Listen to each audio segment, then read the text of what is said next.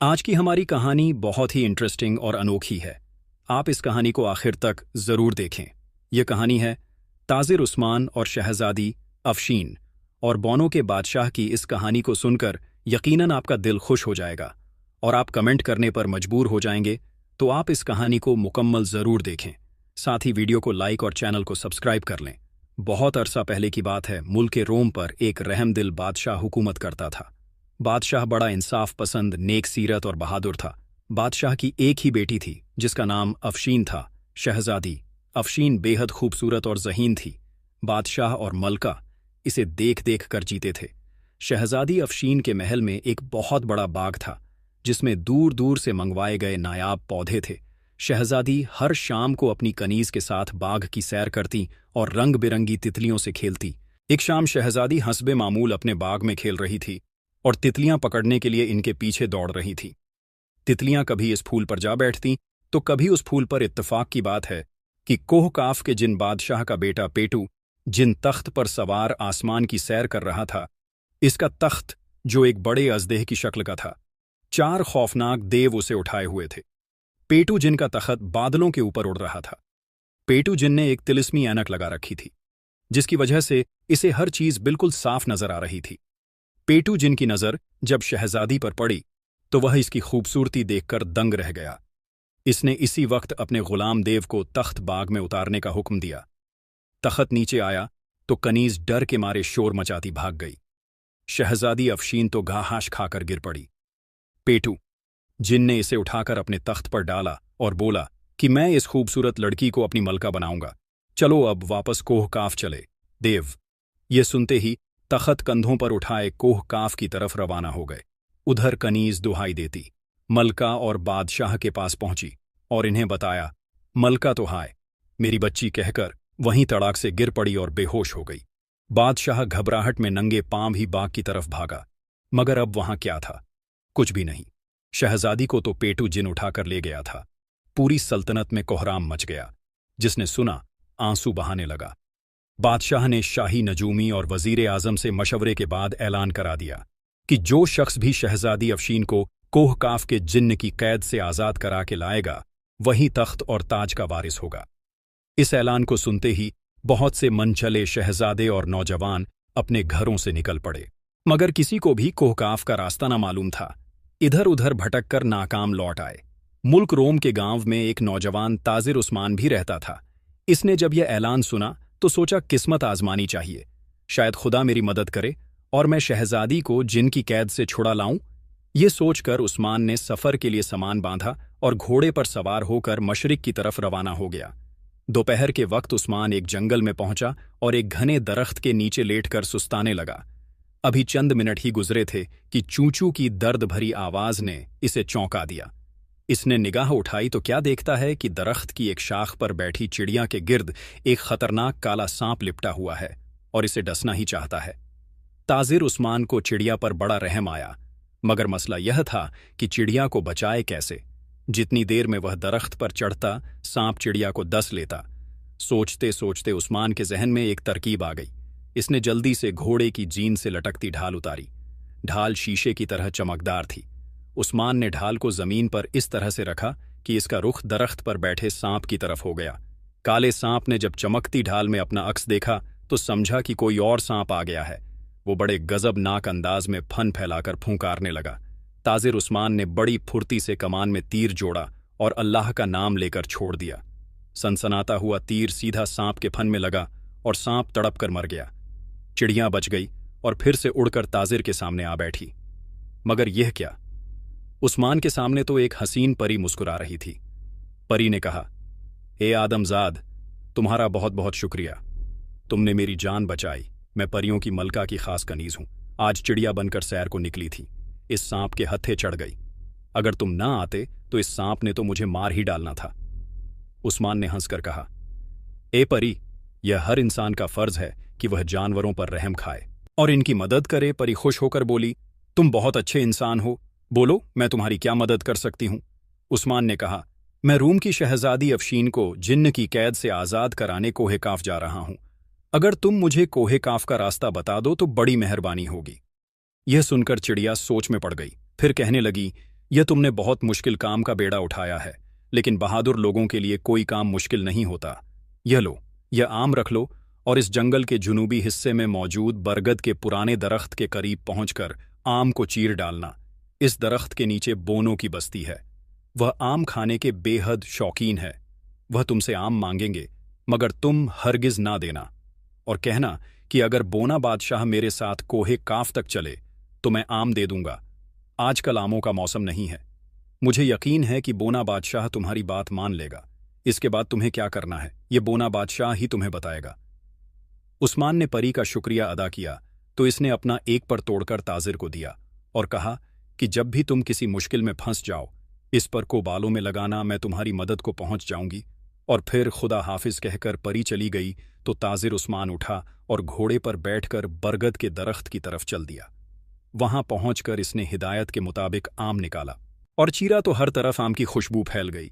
ये खुशबू बोनों की बस्ती में भी पहुंची तो सारे बोने बेकरार हो गए और बोने बादशाह के हमरा बाहर निकल आए।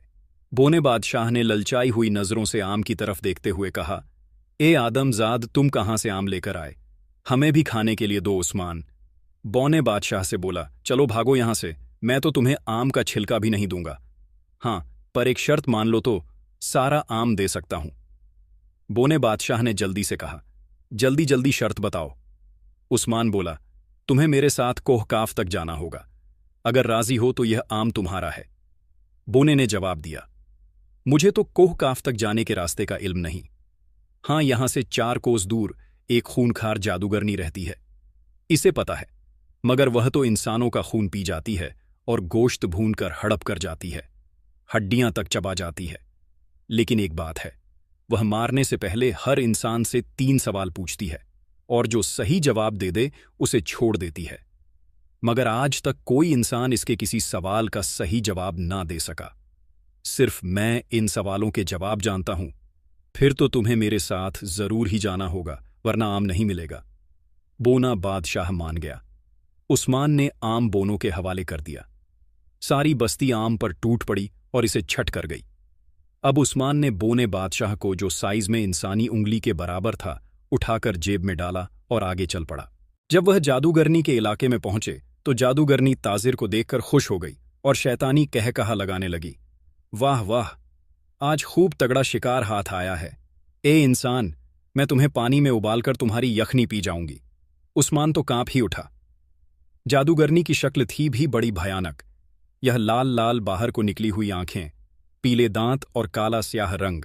इसकी गोद में एक मेंढक बैठा फुदक रहा था, जिस पर हाथ फेरते हुए जादूगरनी इसे चूहे खिला रही थी। जादूगरनी की बात सुनकर उस्मान हिम्मत करके बोला, ए जादूगरनी, तुमने तो ऐलान कर रखा है कि जो तुम्हारे 3 सवालों का जवाब दे देगा तुम उसे छोड़ दोगी। जादूगरनी ने यह सुनकर चीख मारी और फर्श से उछलकर चिल्लाई, तुम मेरे सवालों के जवाब दोगे? और जोरदार कहकहा लगाया। आज तक तो कोई इंसान दुरुस्त जवाब दे नहीं सका। जादूगरनी का कहकहा बड़ा भयानक था। इसका मेंढक इसकी गोद से उछलकर दूर परे जा गिरा था। जादूगरनी ने पहला सवाल किया, बताओ, 10 मन वजनी पत्थर को किस तरह फूंके मारकर उड़ाया जा सकता है? उस्मान ने कान खुजाने के बहाने सर जेब की तरफ झुकाया तो बोने बादशाह ने इसके कान में कहा, जनाब, पत्थर को पीसकर पाउडर बनाकर फूकों में उड़ाया जा सकता है। उस्मान ने यही जवाब दोहराया। जादूगरनी उछलकर चिंगाड़ी लो। अब दूसरे सवाल का दुरुस्त जवाब दो। बताओ, वह कौन सी दौलत है जिसे कोई चुरा नहीं सकता?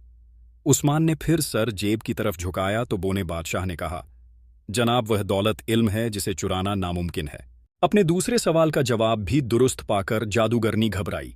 इसे शिकार हाथ से निकलता नजर आने लगा, क्योंकि अगर उस्मान तीसरे सवाल का भी दुरुस्त जवाब देने में कामयाब हो गया तो जादूगरनी को इसे छोड़ना पड़ेगा।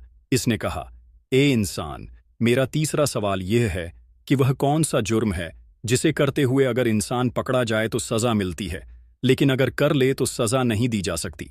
उस्मान यह सुनकर चकरा गया, मगर बोने बादशाह ने इसे जवाब बताया। उस्मान ने कहा, वो जुर्म खुदकुशी है। जादूगरनी ने जोर से चिंगाड़ी और चीख कर बोली, अफसोस, आज एक इंसान ने मेरे सवालों के जवाब दे दिए। अफसोस, मैं इसे भून कर नहीं खा सकती। जा, चला जा, मैं तुझे छोड़ती हूं, तू अब आजाद है। उस्मान ने कहा, ए जादूगरनी, एक मेहरबानी कर मुझे कोहे काफ जाने का रास्ता बता दे। मैं अपने मुल्क की शहजादी को जिन्न की कैद से आज़ाद कराना चाहता हूं। जादूगरनी कहने लगी, मैं तुम्हारी जहानत से खुश हूं। लो, ये गेंद जमीन पर फेंक दो और इसके पीछे पीछे चलते जाओ। ये गेंद तुम्हें खून के दरिया के किनारे तक पहुंचा देगी। इस दरिया के पार कोहे काफ की हदूद शुरू हो जाती है। दरिया के किनारे एक चुड़ैल रहती है। वो दरिया की मुहाफिज है। अगर तुम इसे मारने में कामयाब हो गए तो दरिया पर एक पुल खुद ब खुद बन जाएगा, जिस पर से गुजरकर तुम दूसरी तरफ जा सकोगे। खबरदार, दरिया के खून में तैरने की कोशिश हरगिज ना करना, वरना पत्थर के बन जाओगे। उस्मान ने गेंद जमीन पर डाली। गेंद खुद ब खुद आगे बढ़ रही थी। उस्मान इसके पीछे चलने लगा। बोना बादशाह इसकी जेब में था और मजे मजे के लतीफे सुनाकर हंसा रहा था। दूसरी तरफ पेटू, जिनने शहजादी अफशीन को चांदी के एक बहुत बड़े पिंजरे में कैद कर दिया था और इसे मजबूर करता था कि इससे शादी कर ले। इस वक्त भी पेटू जिन्न कह रहा था, ए शहजादी, मेरी बात मान ले, यहां कोई तेरी मदद को नहीं आ सकता। शहजादी अफशीन यह सुनकर रोने लगी। पेटू जिन ने इसे रोते देखा तो हाथ जोड़कर बोला, रो मत प्यारी शहजादी। मगर वह रोती रही तो पेटू जिन्न गुस्से में आ गया और इस जोर से दहाड़ा कि महल कांप उठा। इसने कहा, ए नादान शहजादी, तुझे मेरी बात मानना पड़ेगी, वरना मैं तुझे मार डालूंगा। मैं तुझे 3 दिन की मोहलत देता हूं। अच्छी तरह सोच ले, या तो मुझसे शादी के लिए राजी हो जा या मरने के लिए तैयार हो जा। पेटू जिन्न यह कहकर गुस्से से फनकारता हुआ चला गया और शहजादी अपनी किस्मत पर आंसू बहाने लगी। इसे अपने माँ बाप याद आ रहे थे। इसने सुन रखा था कि जो बच्चे और बड़े अपने माँ बाप की खिदमत करते हैं और कहना मानते हैं, अल्लाह पाक इनकी मदद फरमाता है। शहजादी को उम्मीद थी कि खुदा इसकी भी मदद करेगा। उधर ताजिर उस्मान गेंद का पीछा करता हुआ दरिया तक पहुंच गया। इसने देखा कि दरिया में पानी की बजाय खून बह रहा है और गाढ़ा खून है। इस दरिया के किनारे काले रंग का एक पुराना महल था। इसमें वह खूनखार चुड़ैल रहती थी जो दरिया की मुहाफिज थी। इस चुड़ैल ने ताजिर की बू सूंघ ली थी और आदम बू के नारे लगाती भागती चली आ रही थी। इस चुड़ैल के 4 हाथ और 4 आंखें थीं। गले में सांपों की माला थी। लंबी सुर्ख जुबान मुंह से बाहर लटक रही थी और दांत चमक रहे थे। उस्मान और बोना बादशाह एक दरख्त के पीछे छुपे हुए थे। डरावनी शक्ल वाली चुड़ैल चीखें मारती इधर ही आ रही थीं। दरख्त के करीब आकर इसने एक मकरूह कहकहा लगाया और तने पर जोर से हाथ मारा। दरख्त टूटकर परे जा गिरा। उस्मान इसके नीचे आते आते बचा। इसने फौरन तलवार निकाली और कहा, ए खूनखार चुड़ैल, मरने के लिए तैयार हो जा, मैं तुझे तलवार से काट डालूंगा। चुड़ैल दांत निकालकर हंसने लगी। इसकी खौफनाक हंसी से भौचाल सा आ गया। दरख्तों पर बैठे परिंदे फड़फड़ाकर उड़ गए। इसने गरज कर कहा, तेरी यह मजाल, आज मैं तुझे चुटकियों में मसल कर रख दूंगी। तेरा खून इस दरिया में बहाकर गोश्त खा जाऊंगी। उस्मान ने तलवार से वार किया।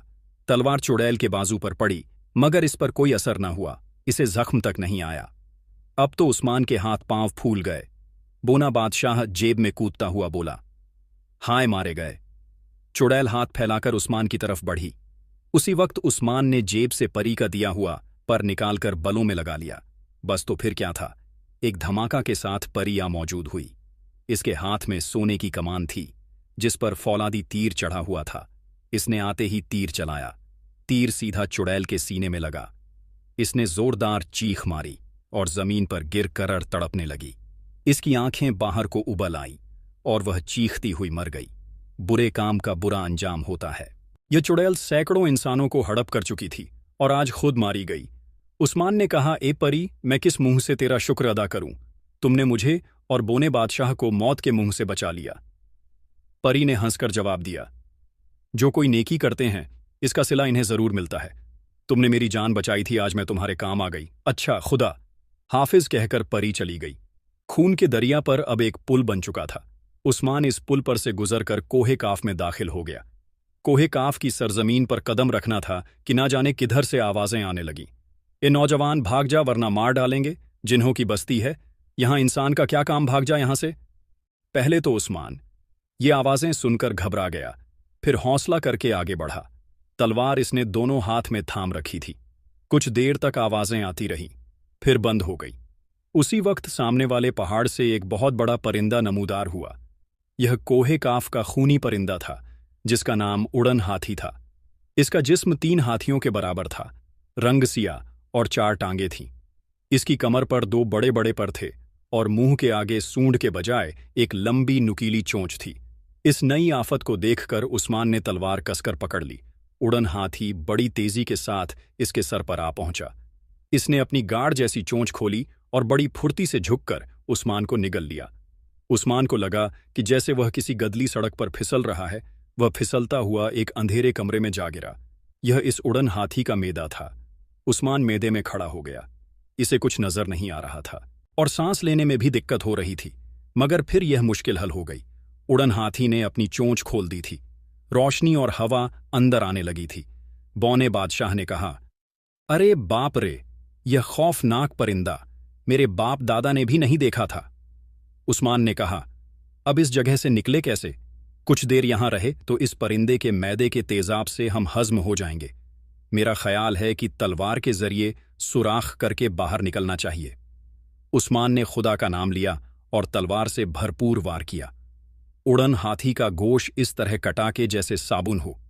वह चीखे मारता हुआ अपनी टांगों पर घूमने लगा। ऐसा करने से मैदे में गोया जलजला आ गया हो और उस्मान उड़न हाथी के पेट में कलाबाजियां खाने लगा, मगर संभल कर वह तलवार चलाता रहा। उड़न हाथी को बड़ी तकलीफ हो रही थी। इसने उस्मान को बाहर उगल दिया।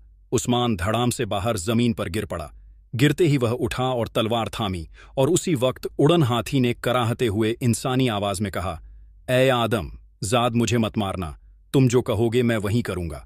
उड़न हाथी को बोलते देखकर उस्मान हैरान रह गया। कोहे काफ बड़ी अजीब दुनिया है। वहां ऐसी ऐसी मखलूक पाई जाती है कि अक्ल मानने से इनकार कर देती है। उस्मान ने कहा कि ठीक है, मैं तुम्हें हलाक नहीं करता। तुम्हें जिन्हों के खिलाफ मेरी मदद करना होगी वह हमारे मुल्क की शहजादी को उठा लाए हैं। उड़न हाथी ने कहा कि मुझे मंजूर है। मैं यहां के उड़न हाथियों का सरदार हूं। हमारी तादाद 50 है। जब भी तुम मगरिब की तरफ मुंह करके मुझे आवाज दोगे, मैं अपने साथियों समेत तुम्हारी मदद के लिए आ जाऊंगा। फिर उस्मान आगे बढ़ गया। एक दिन और एक रात मुसलसल सफर के बाद वह पेटू जिन के महल के पास पहुंच गया, जहां शहजादी अफशीन कैद थी। पेटू जिन को जब खबर मिली कि एक इंसान शहजादी को रिहा कराने आया है, तो वह कह कहे लगाने लगा और अपने महल की छत पर आकर बोला, ए आदमजाद, तू हमसे टक्कर लेने आया है। अपना कद देख, अपनी ताकत देख।